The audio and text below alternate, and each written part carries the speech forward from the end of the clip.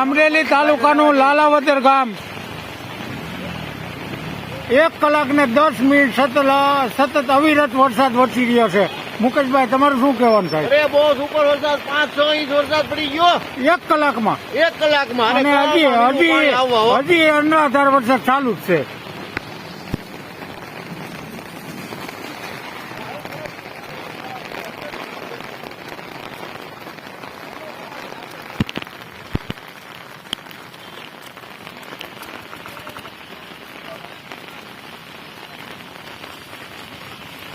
ચાર ને 20 મિનિટે વરસાદ ચાલુ થયેલ છે.